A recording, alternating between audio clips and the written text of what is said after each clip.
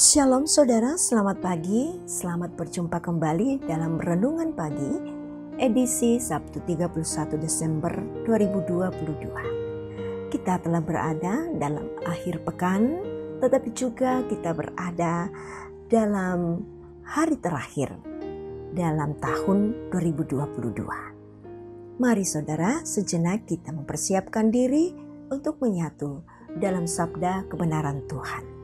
Mari kita mulai. Pertolongan kita adalah datangnya dari Tuhan Allah, pencipta langit, bumi, laut, dan segala isinya. Kasih karunia dari Tuhan kita, Yesus Kristus, pengasihan Allah Bapa, dan persekutuan dalam Roh Kudus menyertai saudara. Amin. Pagi ini kita akan membaca Yohanes 8 ayat 12 sampai ayat yang ke-20. Sebelum membaca, mari kita berdoa. Kami bersyukur kepadamu ya Tuhan Allah, pencipta langit, bumi, laut, dan segala isinya, atas kehidupan yang Kau anugerahkan kepada kami. Engkau memperkenankan kami untuk menerima sabda kebenaran-Mu dalam hari terakhir dalam tahun 2022. Roh Kudus, buatlah kami sungguh mengerti akan sabda kebenaran. Buat hati kami menjadi tanah yang subur, di mana firman-Mu boleh bertumbuh dengan baik. Tuhan, bersabdalah, kami telah siap mendengar. Amin. Yohanes 8 ayat 12 sampai ayat 20. Yesus adalah terang dunia. Maka Yesus berkata pula kepada orang banyak, katanya, Akulah terang dunia. Barang siapa mengikut aku, ia tidak akan berjalan dalam kegelapan, melainkan ia akan mempunyai terang hidup. Kata orang-orang Farisi kepadanya, Engkau bersaksi tentang dirimu, kesaksianmu tidak benar. Jawab Yesus kepada mereka, katanya, Biarpun aku bersaksi tentang diriku sendiri, namun kesaksianku itu benar, sebab aku tahu dari mana aku datang dan kemana aku pergi. Tetapi kamu tidak tahu dari mana aku datang dan kemana aku pergi. Kamu menghakimi menurut ukuran manusia. Aku tidak menghakimi seorang pun. Dan jikalau aku menghakimi, maka penghakimanku itu benar. Sebab aku tidak seorang diri, tetapi aku bersama dengan Dia yang mengutus aku. Dan dalam kitab Taurat-Mu ada tertulis bahwa kesaksian dua orang adalah sah. Akulah yang bersaksi tentang diriku sendiri, dan juga Bapa yang mengutus aku bersaksi tentang aku. Maka kata mereka kepadanya, Di manakah Bapamu? Jawab Yesus, Baik aku maupun Bapakku tidak kamu kenal. Jikalau sekiranya kamu mengenal aku, kamu mengenal juga Bapakku. Kata-kata itu dikatakan Yesus dekat perbendaharaan, waktu ia mengajar di dalam bait Allah. Dan tidak seorang pun yang menangkap Dia, karena saatnya belum tiba. Amin. Mohon hikmat Tuhan, itulah tema kita saat ini. Saudara, berhikmat dalam bahasa Toraja disebut dengan kata kina atau keina. Adalah salah satu syarat menjadi seorang pemimpin bagi kalangan masyarakat Toraja. Siapakah yang disebut orang berhikmat? Mereka yang tahu membedakan benar dan salah.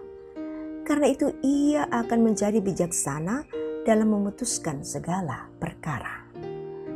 Salomo ketika diangkat menjadi raja atas Israel, ia masih muda dan belum berpengalaman untuk menjadi seorang pemimpin yang akan diperhadapkan kepada pengambilan keputusan. Karena itu ketika ia dipilih Tuhan menggantikan ayahnya menjadi seorang raja, ia ragu dan kurang percaya diri karena pengalamannya dalam bidang politik, militer, dan sebagainya masih relatif rendah. Karena itu ia bermohon kepada Tuhan untuk diberi hikmat, bukan harta dan jabatan. Hal ini menjadi menarik dalam kisah kehidupan Salomo, karena sebelumnya ketika ia akan menjalankan tugas kepemimpinannya sebagai raja, ia tidak meminta kekayaan, harta, dan jabatan kepada Tuhan. Namun ia fokus untuk meminta hikmat. Karena hikmat adalah harta yang sangat berharga dan tidak bisa direbut oleh sesama manusia. Berbeda dengan emas dan perak, itu bisa direbut oleh orang lain dari diri kita. Saudara yang diberkati Tuhan, bagaimana dengan umat Tuhan? Bagaimana dengan kita? Bukankah dalam kenyataannya ada banyak orang serakah dengan harta, jabatan, dan kekuasaan. Dan akhirnya, di saat menjadi pemimpin dalam masyarakat atau gereja, ia tidak berjiwa pelayanan karena ia dikuasai hikmat dunia dan bukan hikmat Allah. Harta, kekayaan, dan kekuasaan ada batasnya, namun hikmat menyatu dengan kehidupan umat Tuhan. Maka sangat penting untuk mencari hikmat, karena hanya dengan hikmat kita menjadi takut akan Tuhan. Tuhan memberkati kita semua. Amin. Mari kita menyatu dalam doa. Kita berdoa. Bapa Sorgawi, kami bersyukur untuk semua yang terindah yang Tuhan boleh nyatakan dalam kehidupan kami. Bersyukur bahwa Tuhan membawa kami dalam akhir tahun 2022. Sebelum kami menjalani hari ini Tuhan, kami menyerahkan seluruh kehidupan kami ke dalam tangan kasih-Mu.